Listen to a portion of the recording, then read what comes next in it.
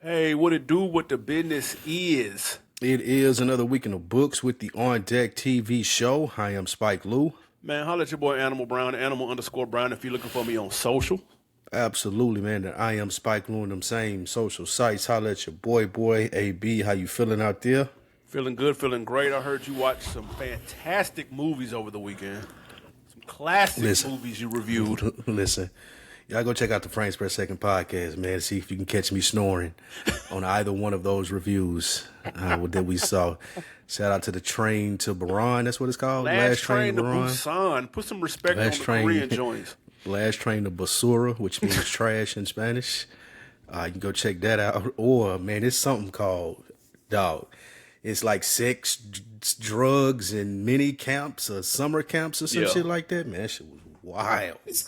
Wild, I tell you. Wild or? Not in a good way either. In a like, man, what in the fuck am I watching way? Yeah, definitely. I went to the movies too, but I'm going to keep it for my put on later on. All right. For sure.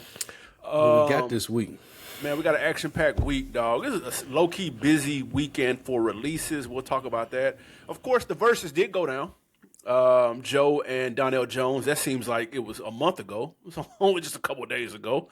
Also, 50 gave the reason why he will not release an album. We'll talk if we bite it. And then Dr. Dre and Starlito had interesting things to say about AI. We'll get to that as well. But first, the big drop over the weekend was your boy, Jayceon Taylor, The Game, dropped his third entry in the documentary series. Simple question. Did you check it out? And what did you think of it? I did check it out. I know some people that ran and listened to it at 12, which is insane to me, but hey. Some Drake stands out there that was really, really looking for that Kendrick smoke. Some of your brethren. Okay. Some of your brethren out there was sending me screenshots at like 12:15. Oh, you hear what he said about that? Come on, bro. Hey, okay. Game doing a surprise rollout is interesting. Game did what he gonna do on these albums, man. Like we've been saying this here for years. It has not changed. When Game do his thing, when he comes, he to bring you music, he's going to come correct. Pause. This is another cog in his discography. It's to like, okay, yeah, dude can rap his ass off. He can make good songs. He can make good albums. He does all the things. Just wondering as we start to have these conversations about his legacy, where he is going to fall, because it's been a while even since we've had Game antics, I want to say. Like, it ain't been like you rolling your eyes and shit he's been done, but you still remember the antics and you kind of still think about those first for some reason. Yeah. But it's been years now since he's been rapping at a really high level. Well, he's been rapping at a high level his whole career, but specifically in the last couple of years, he's been rapping at this high-ass clip, and still people kind of give him demerits for it because of his out-of-the-booth actions. But all in all, Documentary 3... album's way too long, hour and 30 minutes, way too long. But he got joints on here. He got features on here. It's a really dope album from someone at this stage in his career. Definitely putting his name in the hat, AB, for the Veterans End of the Year list that we work. That's fair. Yeah, you're right. It is too many records, even though Documentary 2 was a double disc and had 30 plus. That was a different time. It's 2026. It's a little different now, so I will say it did not benefit from the 20-plus track list. It does have skips because of that, but my only skips were the ones where he leaned a little bit too much in his GNX bag. He tried to go like Bay Area with a couple of these, specifically toward the middle, and that's where he kind of lost me. Of course, that's just really my taste. That's not really my lane to begin with, so he lost me with some of them. However, there are several records on here I fuck with, though. Like, I'm not even gonna lie.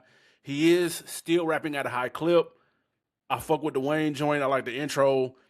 I like both the ones with Kanye, and I like the one with I like that Nothing to Hide, where he flipped that Snoop Last Meal sample. The last two joints are really dope. The one with Black Thought and the one with Marsha Ambrosius. There's some super dope songs on here, and Game continues to show why he has one of the best discographies in hip-hop. He's got one of the best catalogs in rap. I'm sorry. The floor is very high. He has not put out a trash album yet. Like, not even really close. He put out, like, a decent one. Like, I think that the Red album was probably just okay, but nothing slaw or no real no real L's under his belt, bro. So like I give it to him, man. The antics are annoying, but it is what it is. Every other album his rollout has to tie in an antic. It just is what it is at this point. I like it, bro. I was spinning it, man. I can't even front. When you talk about discographies and say his is one of the best, what if you put a number on it, where you putting it? Like top 10, top 15, top 20? What would you say? I would say top 10. I think it's better than Ross's. You think he got a better discography than Ross? Yeah, because Ross's floor is lower. What about Jeezy? Same rules apply. Jeezy got some He got a slaw. better discography than Jeezy. Yeah, for sure. Jeezy What about got some. T.I.? Same tier. Ti. That's a nice matchup, but I think I'll give him the notch because Ti has two that I absolutely hate. Ti versus Tip and No Mercy to me are complete misses, but everything else is at least solid. Interesting. Yeah, I would agree with you. His discography is pretty highly spoken for, in the sense of like you ain't just rolling anybody in here and they getting game up out here. Like album for album, he can battle with the best of them. So shout out to him, man. Shout out to Jason Taylor and the long hour and 30-minute album. You have to break it up in pieces like I did, but you know. How you feel about real quick? How do you feel about the Love It or Hate It that he did that? He ran that back. I didn't want to like that, but I did actually. I liked it. I think him and Snoop actually did a good job. Like it was, I felt like when it first came on, I was like, "Oh, this corny." Like I don't want to hear them, but I feel him. I'm gonna do my since people say this 50 song, get 50 wrote it, this, that, and the third. All right, let me go on and do my version and get a West Coast legend on here. I like him and Snoop going back and forth. That shit was slick fire. Yeah, that shit was slick fire. I low key is banging. It ain't better than the first one. I'm not gonna do that. We ain't doing that, but I think it's a quality attempt. There you go. He made a mistake. I think he put it too early in the track list, though. I think it's too early. Yeah, it can't be the third song. I mean, you was dependent on that. Song. Yeah, it can't be that. Do that. Did you like the Drake song? I ain't like the Drake song. Nah, it sound like some Bay Area stuff. They ain't really do nothing for me. Yeah, he super gassed the Drake, the No Breaks. That's all we getting? That didn't do nothing. Gas that feature. Yeah, that didn't. Yeah, is that even him? Like, bro, I can't even really tell. Yes, that. Yeah, I'm cool on that. Man. I mean, it's okay, but it's just I'm good. But I will say the Love It or Hate It though. He had a couple of callbacks to documentaries on here. Like he had the I think one of the songs he's like kind of rapping drunk a little bit, and then another one he got that Start My Life from scratch. Like he kind of sampled that. So he got a couple of callbacks. But I know a lot of people that were like, man, he remade the Love It or Hate It and didn't change it. He should have at least sauced up the beat a little bit or something. But I was like, it didn't bother me. I ain't gonna hold you. Yeah, if you're gonna do it, just do it like this. I don't think you need to sauce. Like just leave it like that. I didn't to start my life from scratch. I don't think I picked up on that. I might have skipped that. Yeah, it was a drop in there that he kind of referenced. That's with Busta, right? If I could start my life from scratch, because Busta on the beginning talking to him. No, at least the song that I'm rapping about, where he rapping like he drunk. That's on LAX. Yeah, with the day after day. Yeah, and Busta talking to him. Yeah, and shit. That right there. That's what I'm talking about. All right. Next, man, as you mentioned, AB, is a pretty heavy weekend for album releases. We got some from Rapsody. We got some from Payroll. And even if you in your neo soul, you got some Cleo soul. She got in her bag and dropped that Gentle Woman album. Mm-hmm. Out of these albums, AB, or anything else to drop, what stood out to you? Man, I ain't gonna lie. This was low-key a really solid weekend for music releases, bro. I didn't even get a chance to get to Rapsody yet. I'm going to. I was listening to this game. I listened to Ransom, The Price of Clarity. It's banging. I highly recommend you check that out. And shockingly, I listened to that Skilla Baby and gave that way more spin than I was expecting. Listen to that Skilla Baby. Listen, the only reason I pressed play on this was because I saw that Nas was featured. Because he paid you? And I was like, what is Nas doing on the Skilla Baby song? So I was like, let me play the Nas song. I heard that and was like, damn, this motherfucker all right. And then it auto-played to the next song on the track list, and that motherfucker was all right. I was like, wait a minute. I ain't used to this Autoplay. nigga sounding like this though, cause Skilla Baby make the songs for the girls, and I want the thick one, You know, he do all that shit, that Detroit shit for the girls. Which is banging, by the way. Yeah, that song, I want the that's a thick solid one. song though, for sure. But I don't need 15 of those. I don't want 15 of them. That's what his projects normally are. So then I'm like, okay, this the second good song. Let me start this from the top. Let me just skim it. Man, I started off from the top and let it roll, and I was like, yo, this was an impressive project from a 27, 26-year-old because it doesn't sound like A, his traditional shit, and B, it sound like he got an old soul. And I watched a couple of clips of him on Bootleg Kev, and he said he went back and listened to a bunch of the classics like Reasonable Doubt, Illmatic, 101, even all the way up to today. He was like, I even spun Chromacopia just to kind of get a different like vibe of what I'm just kind of getting a zone. He even said he spun TP2 randomly. No way. That's what I said. And it, like, he was listening to all this shit and soaked it all up and wanted to make a project that reflected that time. And he succeeded, bro. I'm actually shocked. I'm not gonna put too much gas on. I'm not calling it a classic. I'm not saying album of the year. Relax. But it is 10 times better than I expected to be. And I would, anybody that's doubting that, man, I would implore you to go check it out. It's very solid. I had zero expectations for Skrilla Baby. Skilla, whatever. Okay. Yeah, I didn't know his album came out, and I was willing to continue to ignore it had you not said the things you had said about the classic albums. I like when people do that. I know other artists have mentioned doing that before, delivering really good albums, just going back. I think Game said he did that before a documentary. Yeah, when he got shot up and he was listening to all the whole shit. But when artists say that, it does make me curious about what the output will be once they receive those inputs. So I may check that out. So thank you for it's that. Good. I did get to listen to the Rapsody. Okay. Very in-depth album. She and her, I don't know if you'll like it because you don't like To Pimp a Butterfly. And I feel like that's the bag that she was in on this. That's a skill. It's very like, I can sit this one out.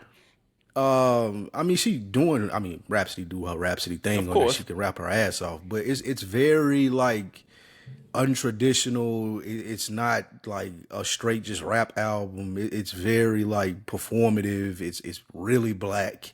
So it to me, that's what I got from listening to it, was like the immediate To Pimp a Butterfly. Not to that extent, like not that as quality, heavy.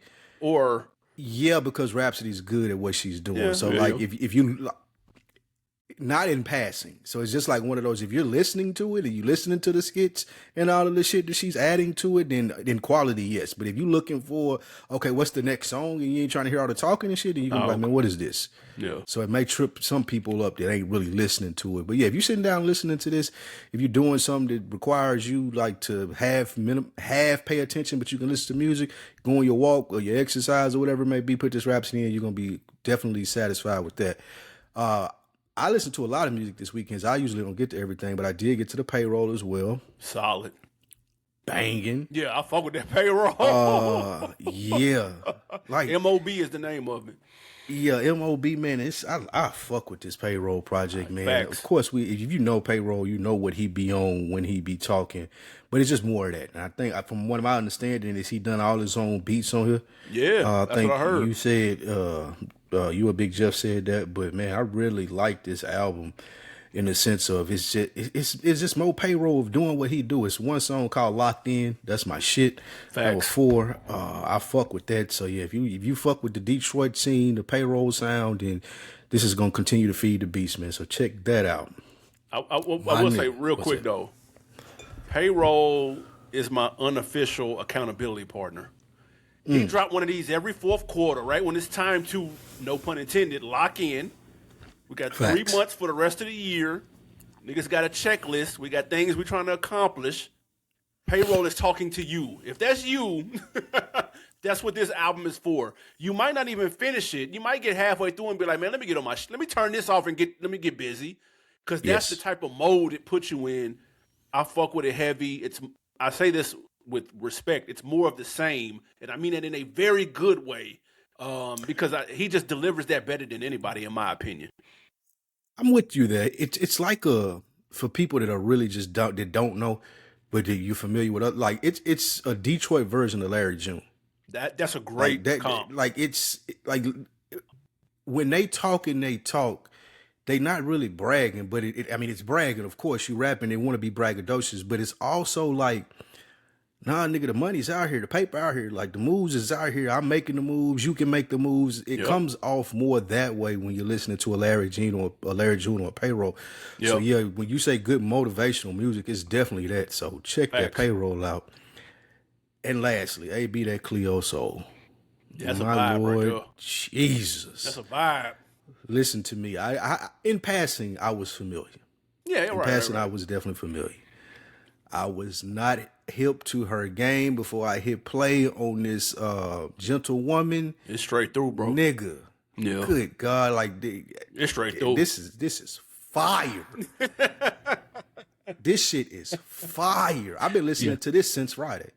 Yeah, me too. Easily. Like, just, this has been, like, when I go just listen to playing. something else. Yeah, I go listen to something else, like, let me put that Cleo Soul on real quick. Yeah. This shit is that fucking good. She put her foot in this. I sent this to everybody I fucking knew that listens to music. I only, like, anybody that listen to music, bro, you gotta hear this. I'm telling motherfuckers at work about this. Like, I told everybody about this Cleo Soul, and it's that, man. Like, in a time when we talk about music, it's just so it come here today, gone tomorrow. I feel like this album that she made, and we don't do a lot of R&B, no R&B reviews. Like, this album is so, like, it sticks to the bone. Yeah. Like, she talking about some shit on here. Like, just in a space, like you was talking about with Payroll and Larry June, like, just in a space that you would want to be in.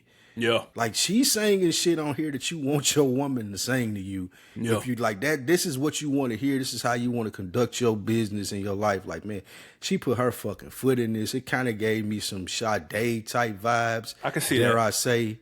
But man, this shit right here, dog, that shit fire. No, it's a dope project. It's got a very specific mood, like that.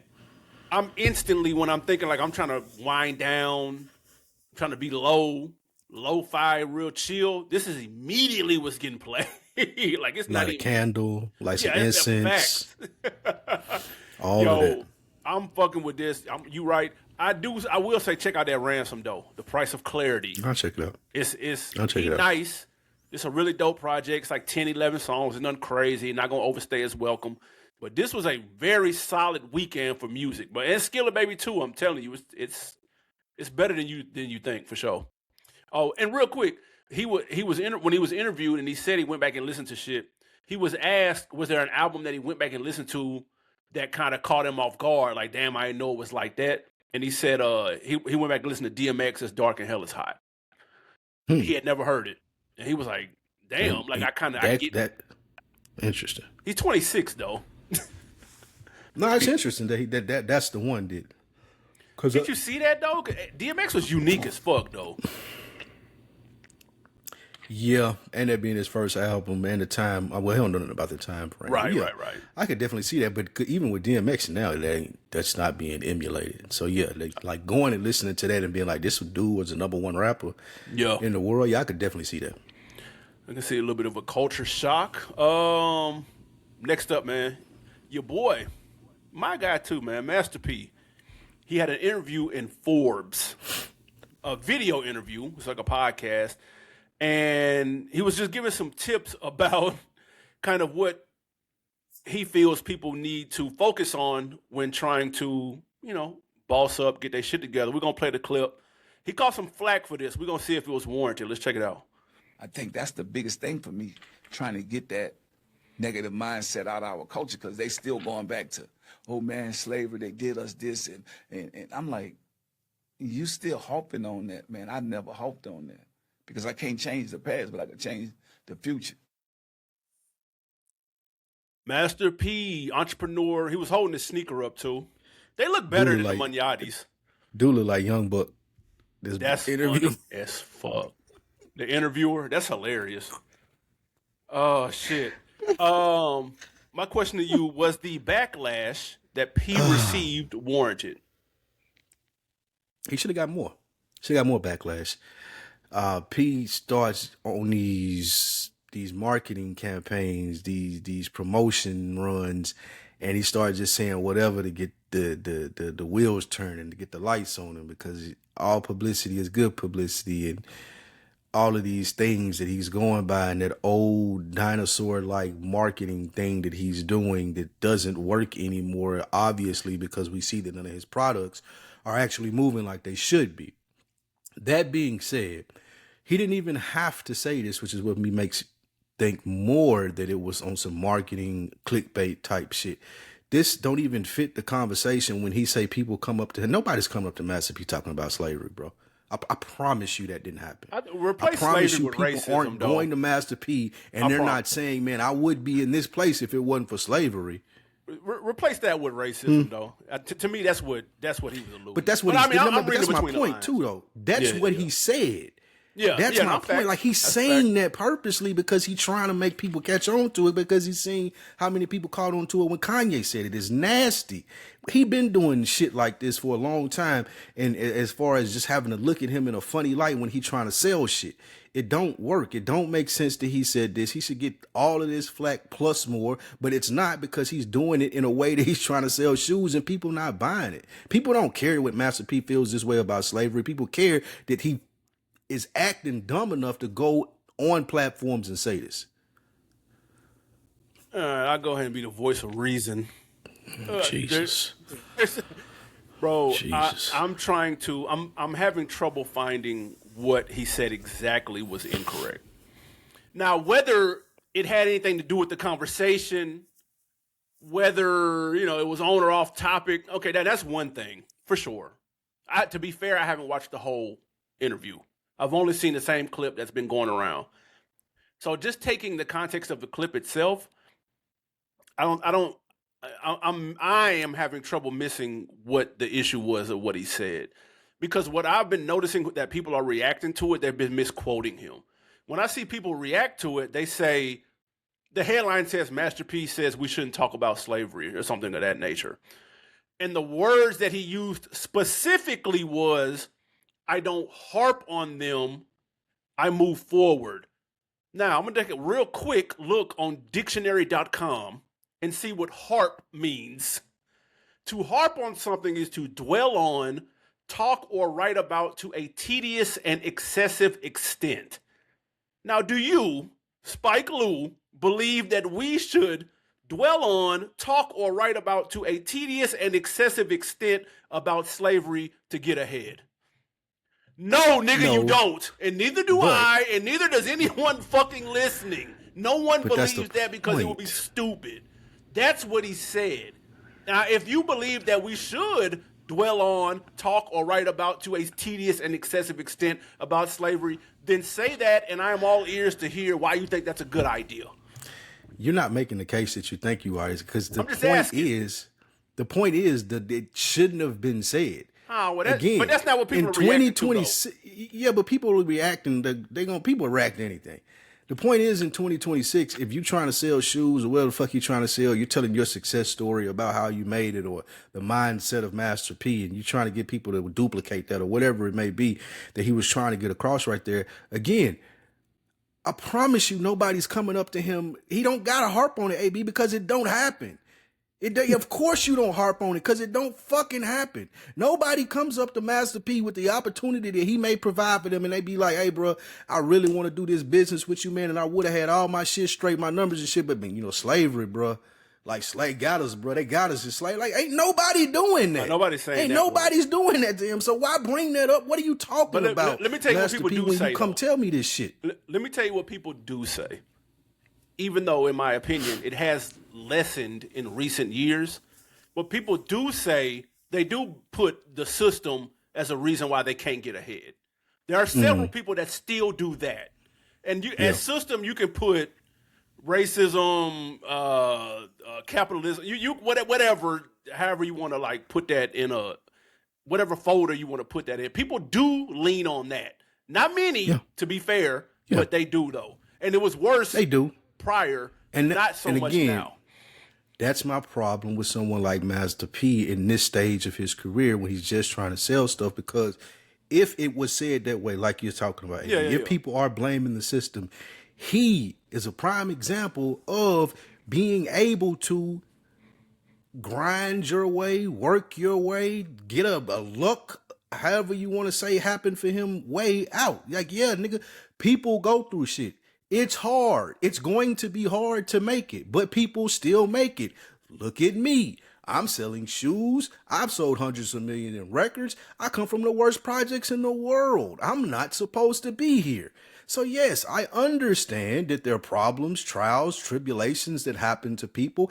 Like, he's not coming off as relatable. That's been his problem post-rap career. That's been his problem when he can't keep talent around. That's what Kodak Black was telling us. It's what all these people who wanted to work with P but didn't, because he's not relatable anymore. Like, yeah, bro, we know, we understand what you're saying about slavery and the shit that you're saying. Nobody, like, you can't blame the man. Duh, we get it. We understand that.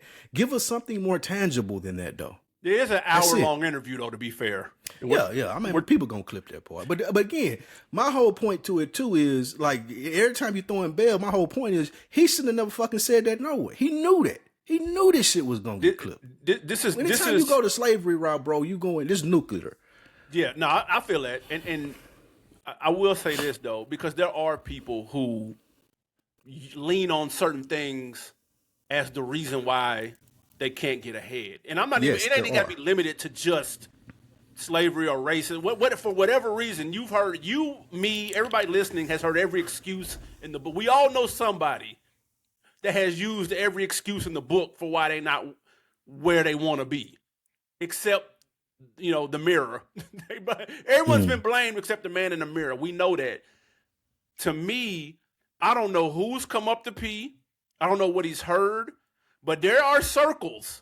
We're in a more, where we live in Atlanta. You don't really hear that too much down here, because the nigga who checked you out at Foot Locker could be the next hottest rapper next month.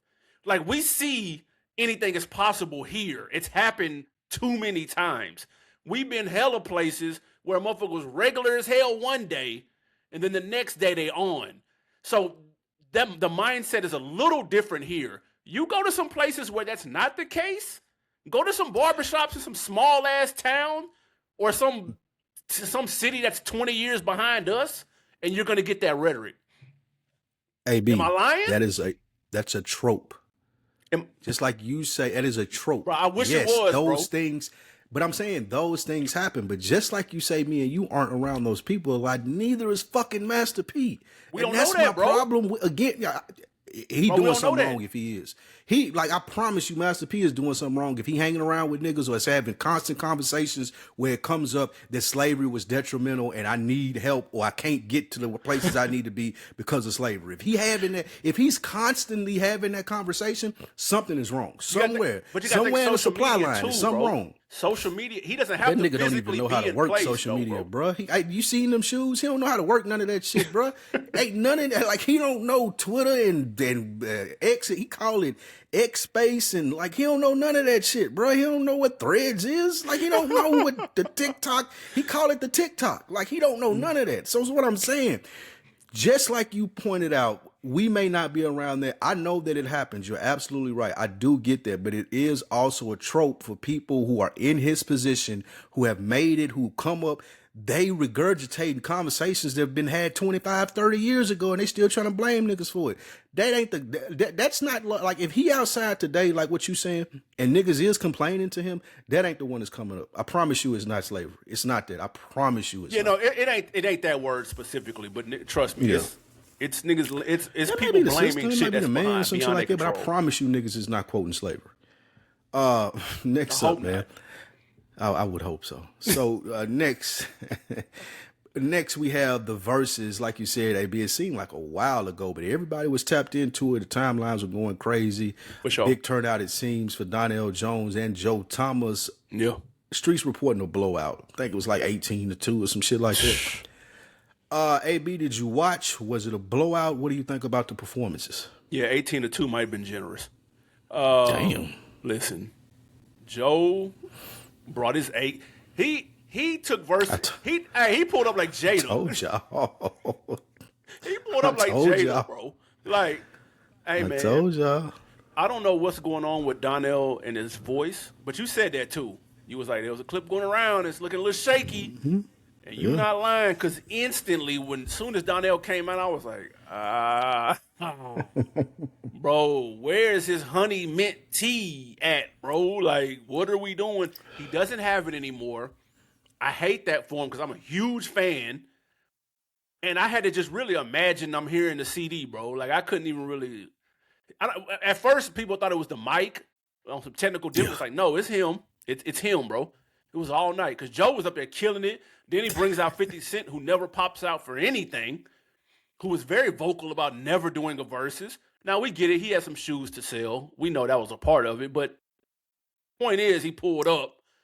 Joe shut that shit down, had hella bangers, had hella joints, really showed kind of like he really like is like really slept on when it comes to this R&B space. He don't get talked about enough because he had joints, features, the whole.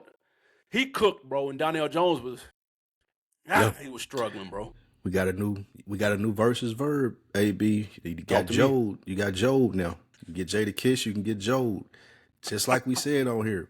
I was questioning his voice. I knew I got the fit wrong, but I was right in the essence of it.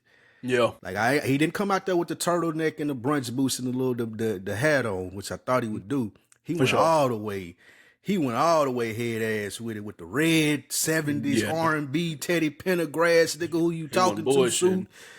Wasn't bullshit, nigga. Joe came for real. Like, don't talk to me all day, nigga. I ain't speaking. I got a mask on, protecting my voice, nigga. Drinking the honey tea, like you said. Joe came to put on, and he did put on. Yeah. If you're Donell Jones, though, what do you do? Like, what do you do here? Like, cause do you let the radio track sing? Like, it would even. I would rather people question, can I sing, than tell me I can't sing. So I would have had the background joint playing up there. And like filled it in there now and then or something like that. But you ain't finna do me like, cause this is affecting shows and facts, future appearances and shit. People think you can't sing now. Like you gotta. There's some kind of magic that should have been worked. I feel like on his voice. Like you can't go out there raw dogging it like it, bro. Like you can't. Nah, do that. Bro. You an R&B singer. Like that's crazy to me. He sounded really bad and could have won some of those rounds. Agreed. Had he not sounded like that. I agree. Like, he could have won some of those rounds. Like, Donell Jones still got heat. Like, don't get it twisted. But Joe did he put a stamp on his name. Like, don't play with me. I should have got somebody else to do this if y'all was going to do this and brought me out here because I'm going to embarrass niggas. I liked it. Now we almost, I'm slick mad we wasted Joe now because I wanted to see a better matchup for him now.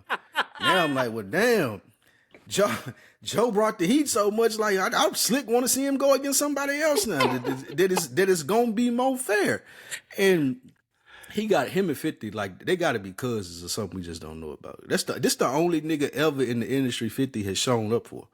That's like true. Consistently. This ever Outside only of Yayo like he probably got him above Yayo. Like he got it's Joe. Then a couple notches down Yayo, then a couple notches down Uncle Murder. But yeah, Eminem, he showed up for M though. Oh, M, yeah, he showed up for M. He showed up right for M. That. But yeah, I was surprised at 50. We made a joke that he should do this, but they did it, they done it, and they danced on Donell grave while they was doing it. But yeah, this was a professional ass whooping, man. It was. Shout out to Joe. It was, and it was a solid verses too. Like it didn't overstay its welcome. It didn't go on too long and drag on the shit. Got in and got out. Nigga, we was on time, just like how us elder millennials do. I'm on time and I'm leaving on time. Facts. I ain't mingling around. I ain't waiting till the lights come on. Nah, we out. Last call, I'm out the door. That shit was dope though, man. I can't even lie. So that was a good showing. Next up, man, 50. Speaking of him.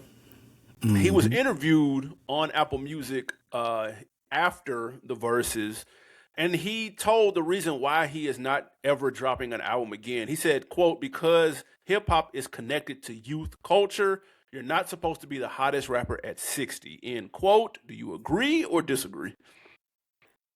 50 would get way more traction if he just told the truth.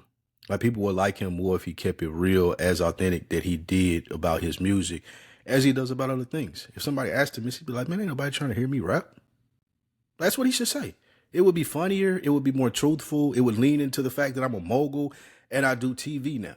I ain't nobody trying to hear me rap because no, you're not going to have a 60-year-old superstar in rap. I mean, you could say Jay, but Jay, the hottest rapper in New York right now. He's the hottest rapper maybe in the game right now, if we just being honest. And 50's hating slickly as he does, but also he's speaking from an older place. Though the number one rapper ever, even though we just said it was Jay, may not be 60 years old or can be 60 years old. We've seen that rap is much more open to people of that age group than it was when he was coming up, when we were coming up. So this is not a rap thing. This is a you thing. And again, you could get, well, I mean, I don't care. He don't care if he fan favorite or not. But the better answer to this is, bro, ain't nobody, like, make it a joke. Ain't nobody trying to buy my shit, bro. Like, no one wants to hear a 50 Cent album in 2026. But we do want to hear a 60-year-old Jay.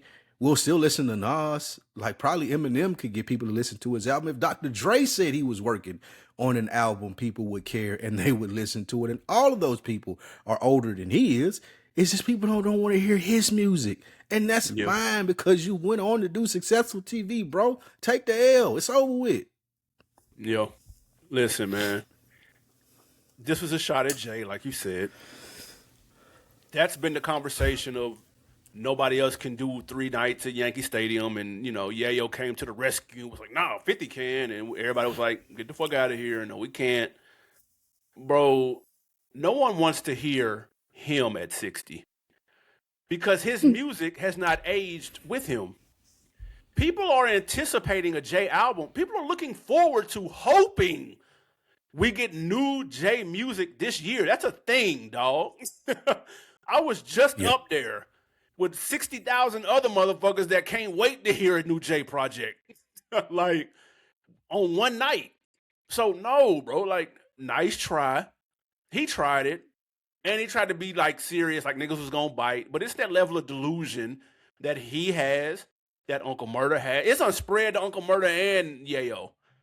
For them to think that he could even pull something off like the Jay shit. Also, his delusion done rubbed off on y'all. Okay, got it. All right, cool. Like, nobody said you got to shit on a nigga and throw him under the bus. But let's keep it a buck, though, bro. He's right. No one wanted to hear the last shit. The shit before that. Slick anything past Massacre, bro. And that's okay. Or the one before that. Or the one before that, if we want to keep going. No, you're right. Because what he did right here, try to put that serious tone on it. Then he tried to sprinkle, like, they do that thing, 2 truths and 1 lie. Yep. Like, yes, it's true that the 60-year-old can't be the hottest rapper. Yes, it's true that it's connected to youth culture, but no, it is not true that you can't do it and still get something from it. And this just speaks to the lack of love of rap that he ever had. I always say this, for 15 years that we've been doing this show, AB, you can tell when niggas don't love to do this shit. You can tell. Yeah. Like, it's just in you. Like, when you fucking love this shit, like a nigga like Nas do, who does it at 60 and has not 60, but almost 60, has no reason to. I ain't got no reason to pick up this pen to do these 3 projects with Hit Boy. I ain't got no reason to do that, but I do because I love this shit, nigga. Yep. AZ just put out an album. He loved this shit, nigga. It's niggas that love this shit that you can't point the finger at and ridicule and say, oh, you're 60 and you're still rapping. Yeah, nigga, because I get busy. I do this shit. And it's niggas that listen to this. Yeah. You may laugh at 5,000 first week, but shit, to an independent nigga that's old and doing it, that may be my number I'm trying to hit. That keep me where I need to be. Yeah. So now this is lame, another lame thing by 50. And, bro, you got your Reeboks on. People was fucking with the sneakers when they dropped. Like, take the I saw wins. They sold out. You said who? I saw they sold out. Yeah, but that was a little funny. Yeah, that was a little fluky. Like, niggas were saying they sold out, and it was still it was sizes left. Not many, but it wasn't sold out. And they were on different websites, too. That was a little bit, that gave me paid marketing when I started to see that. I was like, bro, they're still sitting. I could have sent links in the chat, bro. You'd have been like, oh, shit, never mind. Like, I don't know who they paid to say it's sold out everywhere, but that definitely gave marketing campaign. But they still did well. They sold a lot of them is the point.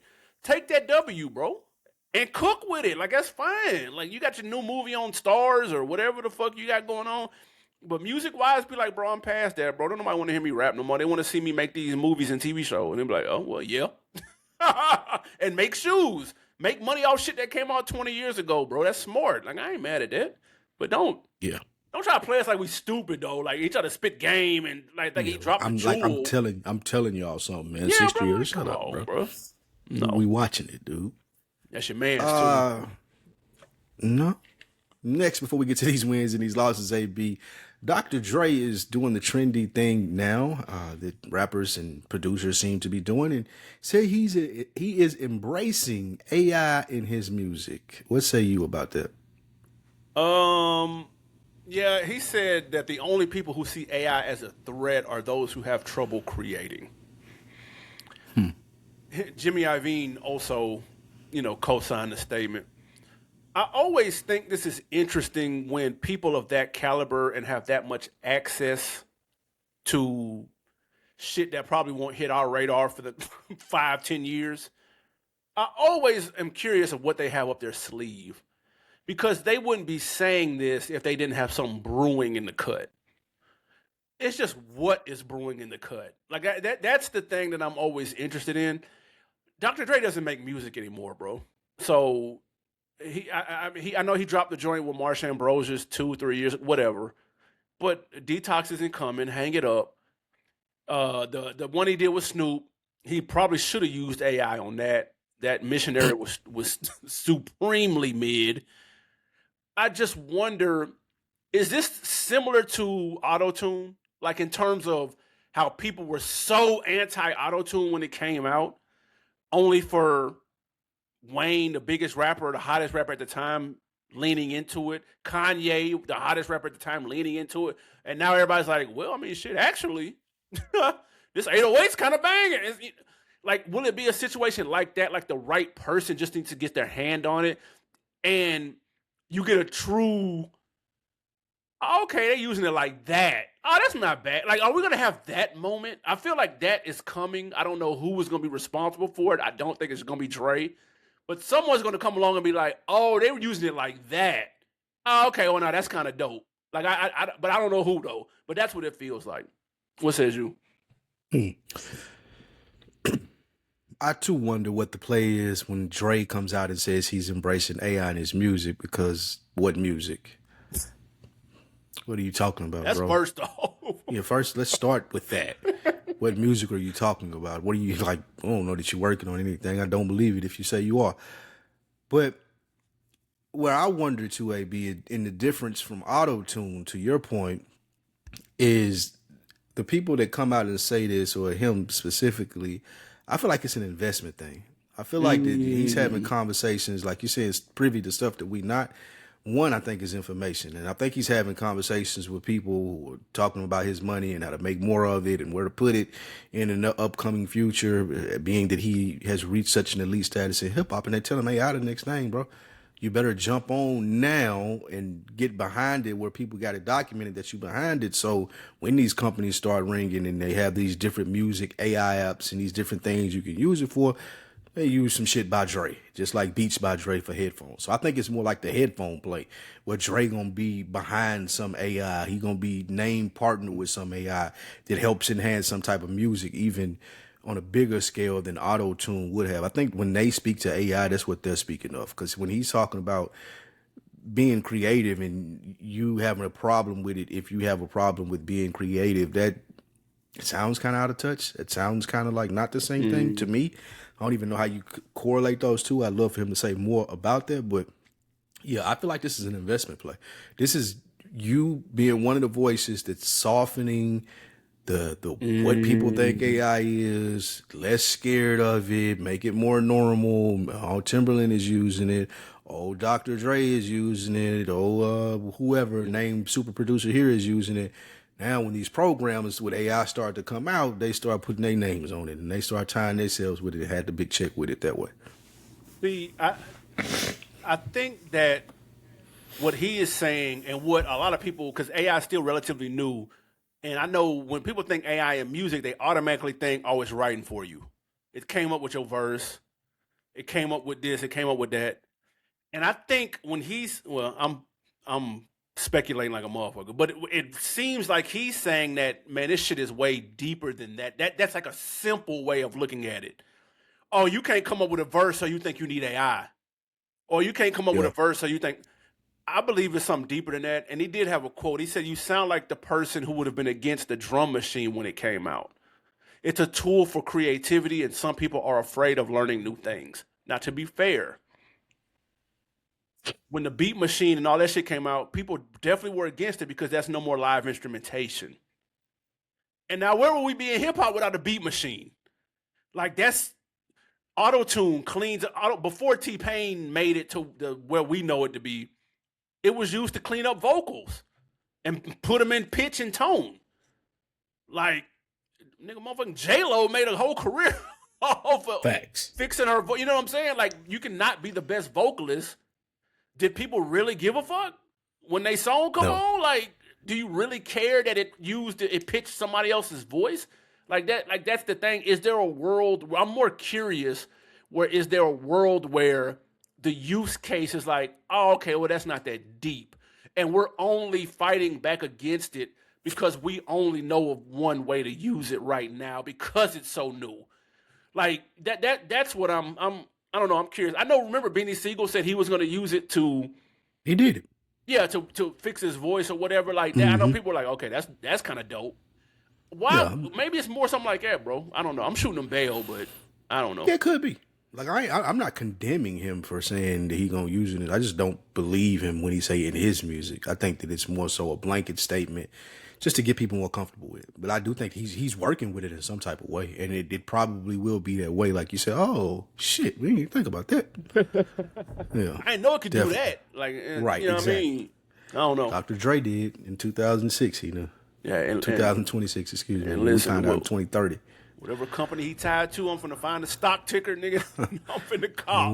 With it. Whatever they getting behind, it's gonna go. Trust me. With it. Keeping it AI just for a hot second, man. Nashville artist Starlito, home team. He was on a podcast and he spoke to the hologram the Tupac hologram that we saw what seems like forever ago at this point. And he pointed to the one thing that alarmed him when he saw that, thought this was interesting. Let's check it out. I think I just hadn't sat with it. I had strong feelings about when the Tupac hologram shit, it spooked me.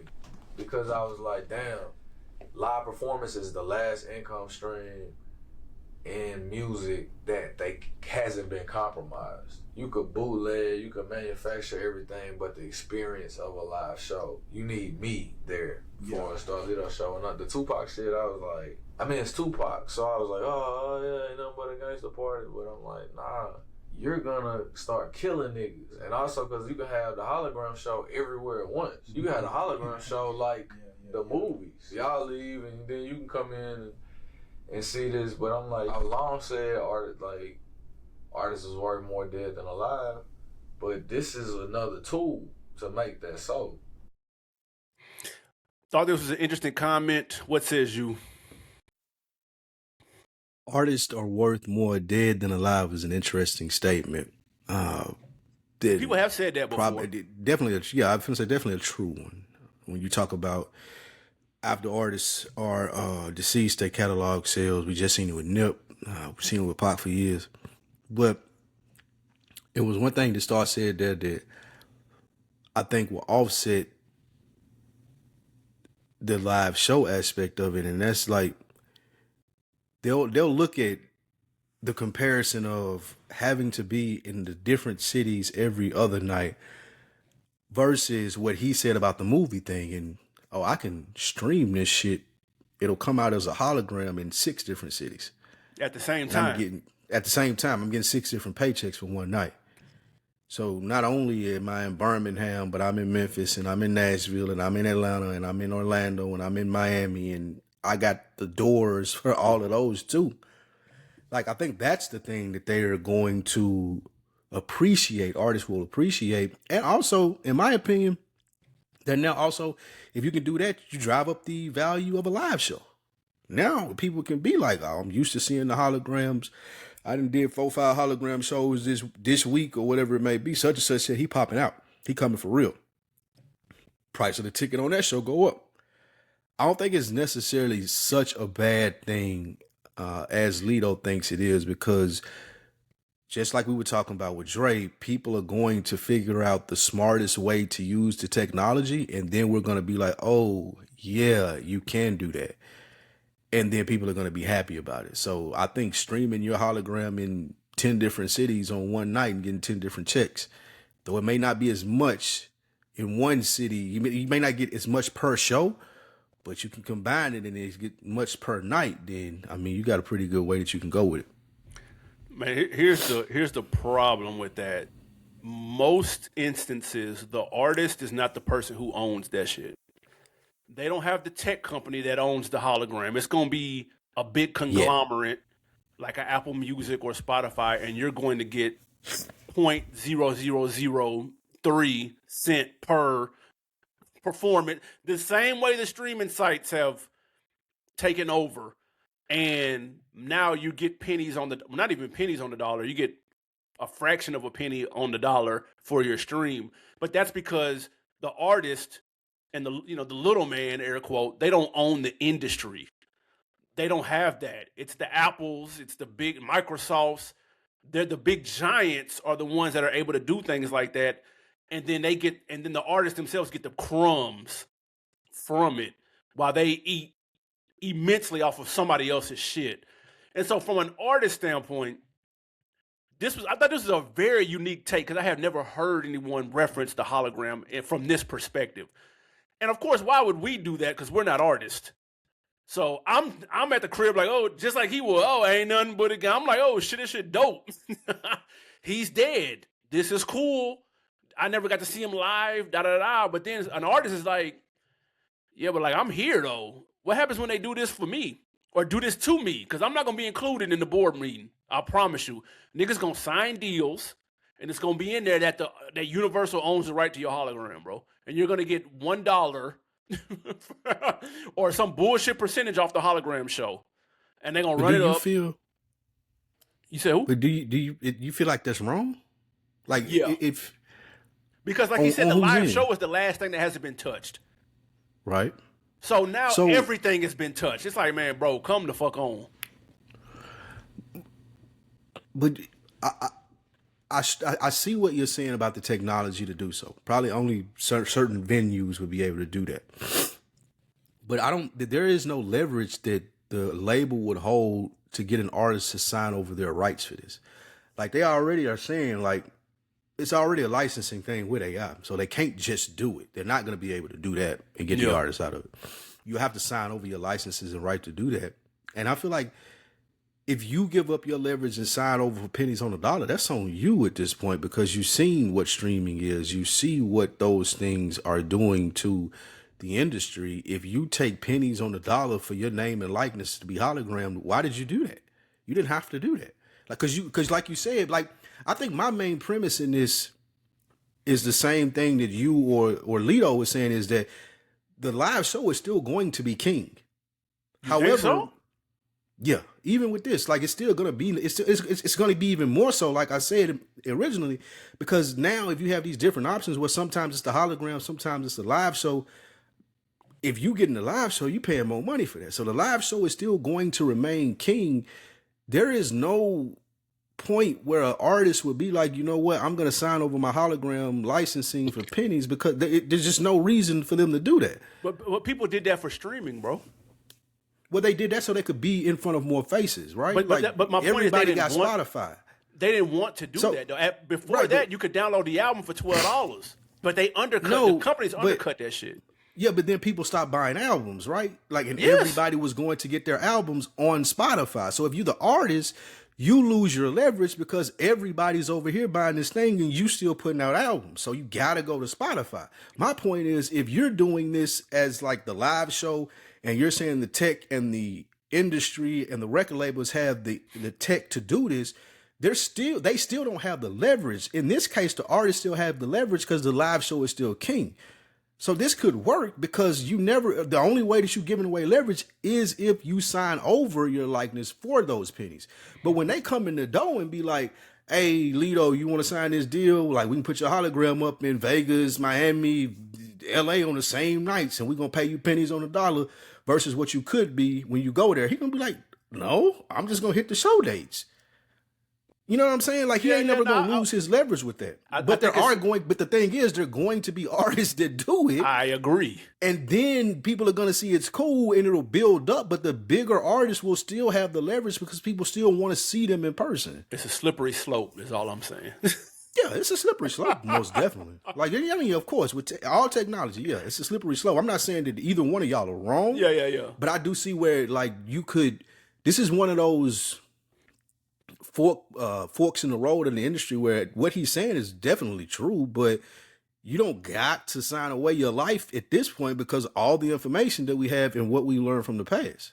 Yeah. Like, it's on you if you go and leave out of that negotiation down bit. We but know, good thought nonetheless. Yeah, we know how important live shows are for many artists because of the way they squeezed the album sales and shit.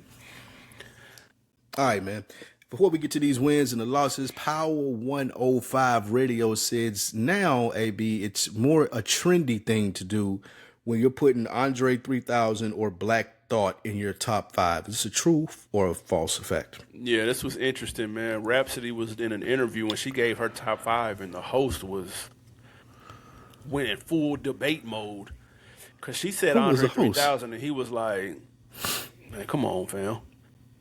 And he said Andre is in the same vein as like a Black Thought, where y'all have at this point put too much gas on their place in hip hop, overlooking artists like a Jada or a Fab. So I am actually, he didn't have to name drop Jada and Fab, but he's right though. He's definitely right. It has become cool to make it seem like you didn't know by putting Andre as your favorite artist and he doesn't have a solo rap album, bro. Like, now you're just trying to buck the system, trying to seem like you in the know, like you really know lyrics. Bro, like, come on, fam. Like, it's true. I'm with him 1,000%. And same for Black Thought. We know Black Thought dope, but niggas not, bro. When people have constantly put in 10, 15 years worth of work, got 8, 9, 10 albums, bro, I can't compare it to a nigga who's been the head man for 3 group albums. And like, bro, like I can't, with and maybe has a little bit of a solo career with no big singles, no solo records that the culture really speaks to. Like, you're just trying to sound like you in the know. And it's like, bro, relax. That's not your favorite. It's okay. Andre 3000 is not your favorite, bro. You'd have the shortest playlist of all time, fam. And that's okay. That ain't true. Man, you got 4 Outkast albums and a myriad of features. You listen to 3 of them. Stankonia is some people slaw. that like Outkast they like Stankonia though. Stankonia is some slaw. But people went in on him because they were like, of course it turned into a male-female thing. And they were like, he was discrediting her, trying to mansplain how rap works to her.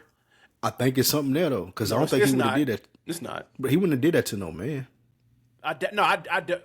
This gave podcast debate culture banter.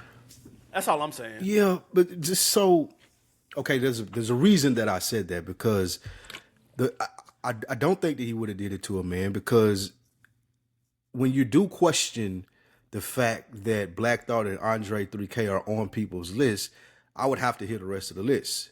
Because if they are that artsy-fartsy, lyrical, miracle rapper, Kendrick, and Lauryn Hill, she said that. She said them. Yeah, see what I'm talking about? Like, if Lauryn Hill is in your top 5? Well, yeah, that's another one though. But that's my point. So like, if your top 5 consists of Lauryn Hill, Andre 3K, and Black Thought, then yeah, I can understand him like saying, hold up now, like, because you talking about somebody with 1 album, Lauryn Hill. And then you're talking about someone with no solo albums, and then you're talking about someone Black Thought. I guess he has stuff, yes, that with the Roots. I know, I'm familiar with them, but that's Rapsody though. She's an artsy-fartsy, rap, miracle, lyrical type person. I just told you the album that she put out. So when she's naming this list, the reason that I feel like is mansplaining, because like, if someone else, a man, had said this list, you can be like, okay, I see what type of time they on. Like, I don't even got to bring this point up. This point is good for someone else who says Jay-Z, Tupac, Big, then throws Black Thought, and Andre 3K in there. Then you be like, okay, bro, how did you come up with this? Like, where you get this list from? I think you just threw them last two in there because you want people to know that you listen to lyricists as well as popular rap artists. But I don't think she did that. She did that because that's her bag. So while the criticism is correct, I do think people are doing this about Black Thought. They are doing this with 3 Stacks. In certain instances, there are some people that'll tell you, oh man, I got Lupe, Andre, Black Thought, Mos Def, and Common.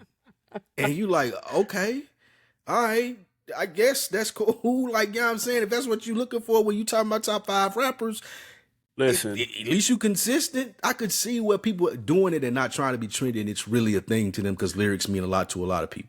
it's like a kid trying to say his favorite rapper is Pac, Jay. Nigga, shut up, nigga. Shut the fuck up, dude. You don't So listen to these motherfuckers, a bro. 25-year-old can tell you that Pac was his favorite rapper. Man, fuck no. Because you don't know nothing about that, dude, and that's okay. You don't. What if it's not? That's You know about Playboy Cardi. His know about daddy Travis could have listened Scott. to, but bro, his daddy could have listened to Pac. And? He been listening to Pac since he was 10, 15 years old. Man, I could see that. bro. That it's hard to believe. I'm not saying it's impossible. It's hard to believe because of just how when their formative years, what the sonic sound of music is when he was 10, 11, 12, and somebody playing shit that doesn't sound like that no more. It's really hard to connect and say it's your favorite. You It can depends on like how it. popular they are. It depends on how popular they are. If they like a little weird kid and they got a lot of friends, it could be. But like, yeah, if their friends listening to different music, then 9 times out of 10, it's gonna be what their friends listen to. And most of the times, their friends not listening to pop. So yeah, I can see what you're That's saying what I there. mean. But Yeah, okay. Yeah. No, that's all I'm saying. It's harder to believe. It's like, man, you sound like you front, like you putting on, bro. Like, Yeah. come on, fam. You got to have some type of originality. Like you just repeating what you think you're supposed to say. And that's what. And to be fair, she didn't say.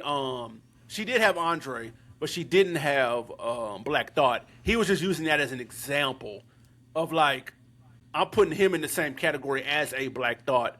That people that try to seem like they know more than, like that's trendy to do. Like it's wait, cool she to didn't do. say Andre? What you say? She didn't. She what? said Andre, but she didn't. Black She Thought. didn't say Black Thought. No, that was Okay, him. I got you. He was throwing that in there. He's right Yeah, though, see, bro. like, That should be trendy. but- People stay doing that. I'm not saying she was, but people do that. Dude, who does that though? So tell me what type of people do that.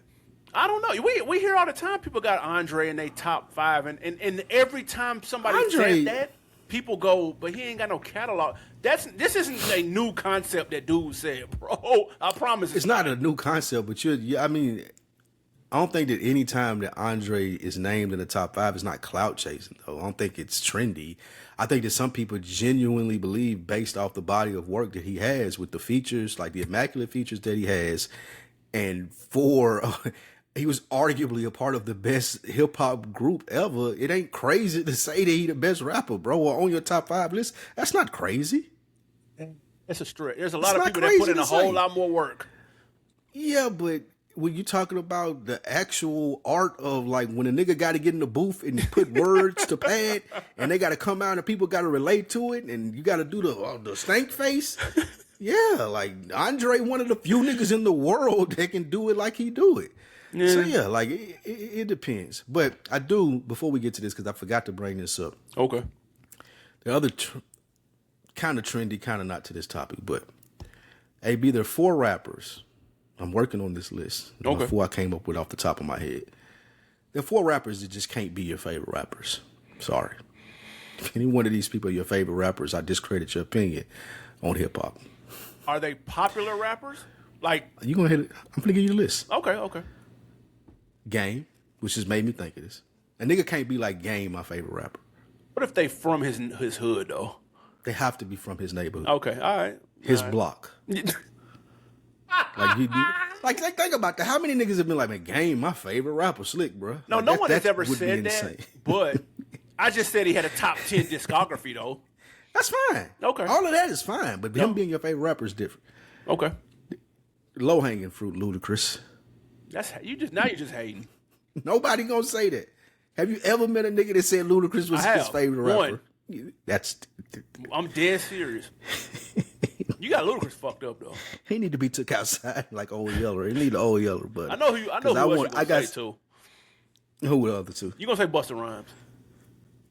That is a really good. That's good, but no, Eminem. And yeah, if you're white, what? A nigga can't tell me Eminem is his favorite rapper. It's just that don't work, bro. But they can say Andre is. Yes, nigga can't tell me Eminem is his favorite rapper. That's insane. Eminem, Game, Ludacris, and this is gonna hurt you, the Baby. Well, nobody can say either one of them four niggas is their favorite rap. I'm sorry. And all of them niggas can rap. All of these people are really good at rap. But if you say either one of those four are your favorite rapper, I'm going to judge you. That's just it. I'm going to do that. The problem with the logic is Eminem has a classic, though. At least one. He's white, AB. Like, you can throw all your logic out of the window and just start with he's white. He's white, AB. We can start right there. Like, a white person cannot be your favorite rapper. I'm sorry. Clip this. Send it to the white people on the right. I do not care. A white person can't be your favorite rapper. I'm sorry. That's just it. So, Eminem, Game, Ludacris. That's crazy. All of them got classics, bro, except Luda. Who was the other one? Eminem, Game, Ludacris, and the Baby. Putting the Baby in the conversation with them other just four people that can't be your favorite rapper, man. If y'all got people that just can't be someone's favorite rapper. Yours. What are we talking about? At one point in time, yes. But see, that's what I'm saying. You're not outside and you don't know. I'm speaking from a place of understanding and knowing and being outside. Nigga, I can go to places in America right now today. Lil Boosie is still niggas' favorite rapper. And today. Show me where that's at so I never go. Oh, you're not going there. They won't have you. Absolutely not. They won't have you. Please believe it. They don't want you there. And just like you don't want to be there, they don't want you there. But with that being said, if y'all know four, if you can add to that list with them the four, I'll start with them four. But just four people that just can't be your favorite rapper. That would have made more sense. That's 5 or 4A, whichever way you want to put it. But if you tell me Busta Rhymes your favorite rapper, I'm judging you too. But them the start of it, folks. You bring me your four next week. Next up, man, wins and losses before we get out of here. First, W or L, your man, Yo Gotti. He raised the age to enter his restaurant to 30 plus. If you're in Memphis, you hit up Privé, you better be over 30 and show some ID to get in. That's a new rule he just implemented. Wait, where you say was that? Memphis. It's just 30? Can we get it up to 40 to feel safe? Would it matter? What are we talking about? Good point.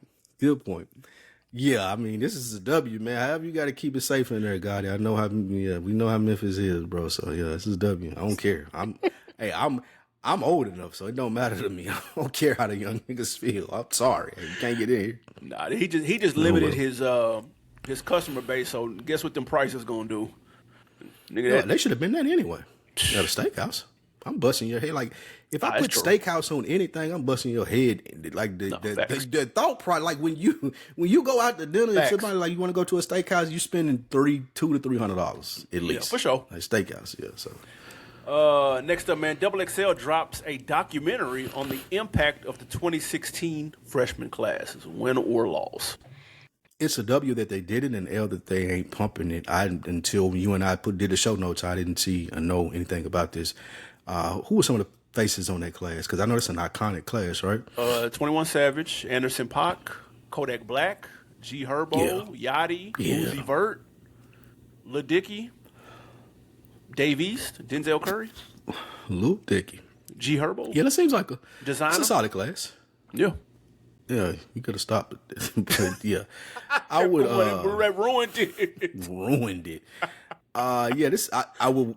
They should have footage of all of these and do this consistent. Oh, they do. So yeah, I wonder why they started with that one. Because this is one bigger than that. Because this is one of the more unique ones where Yachty got the red hair, Uzi got the pink. Okay. What's his name with the Birkin? Like. This was the first kind of like niggas. They were unique as fuck. Like Yeah. Dave East don't look shit like 21 Savage. Like they all True. kind of have their own identity, so to speak. Kodak Black, like, but these are Anderson .Paak. Like these are like That's a good. Yeah. yeah. I would definitely tap in for it. What is it on YouTube or something? It's on YouTube. I actually watched it. Was it good? It's cool. It's only like 20 minutes though. It's short. Gotcha. It's not bad. Last but not least, your girl Young Miami teases her Spin That remix with 2 mystery features. Is it too little, too late, man? Is it win or loss? Kind of late. Kind of late. Almost missed the buzz, man. But it really depends on who these features belong. Who's on these features? You got a guess? Spin that shit. She said she getting 2 of the biggest spenders. Well, we know we know how people gas they guest features. Though. Yeah. Facts. We know how that I should be goes. like it's gonna be like Rick Ross or some shit like that. Oh, that's a good guess, though. Yeah. That's a good I think guess. Ross. I'm thinking somebody that needs a hit, but like it's still kind of like teetering, like a little baby. Like Lil Baby kind of got one with the Pharrell a little bit, and that's the QC connection too. Somebody like I don't that, think or she like I don't think she maybe like fuck an with OG, maybe like a Trina or something. I know you said big spender. She wouldn't say that for her. him. Damn. I mean, respectfully. Yeah, I think my guess would be Ross. That's not bad, though.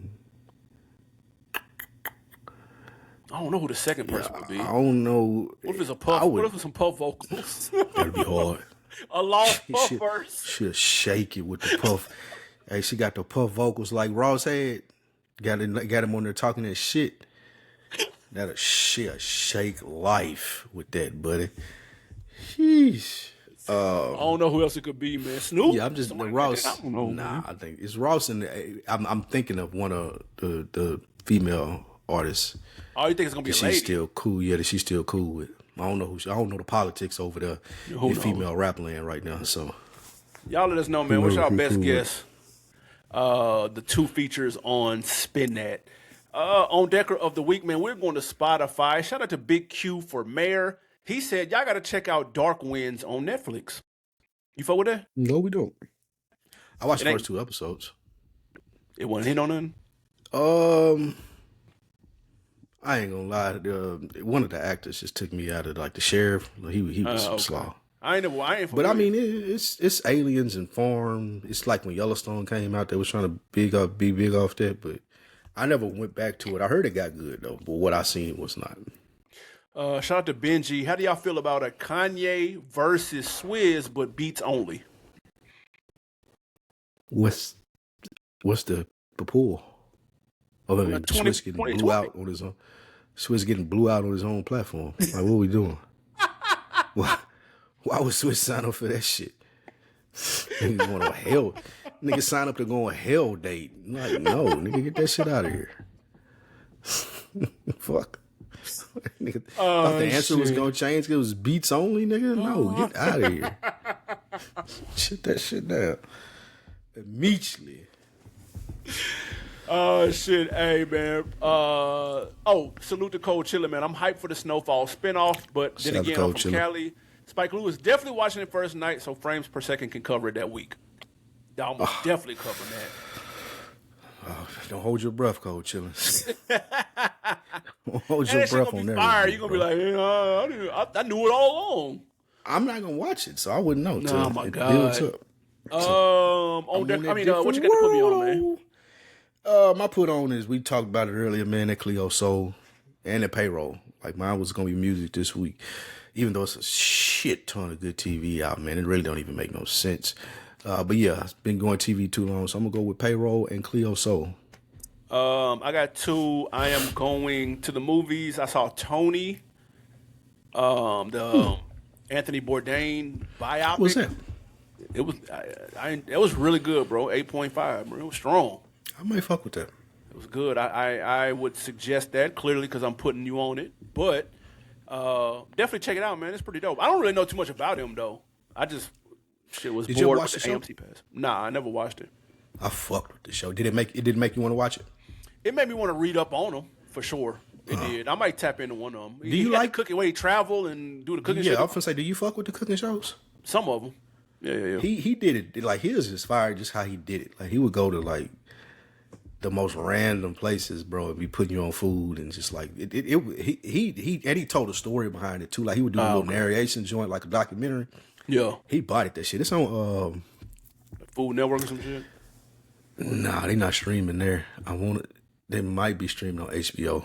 Oh, okay. It might be streaming on HBO, MGM, something like that. But yeah, like the parts unknown, I done seen all of them at least twice, 3 times. That shit fire. I don't believe that though. You gassing it? Yeah, that shit fire, nigga. That's my I fuck with cooking shows though. And then real quick, shout out to my guy Cash Gotti. He posted a picture of a couple of books he was reading, a couple of hip hop books, and he had the classics up there, the DMX, Earl, a couple of other joints. And I told him, I was like, yeah, now you got some heat up there. And he said the sleeper that he had up there was the 2 Chainz book. The Voice in My Head is God came out earlier this year. So I'm going to check it out, man. I went to the record store and I saw it. I was like, okay, maybe this is a sign. Let me check it out. I need something to read. The hard copy. Yeah, I got the hard copy. Yeah. Because I haven't read a hard copy book in a while and I need to sit the fuck down.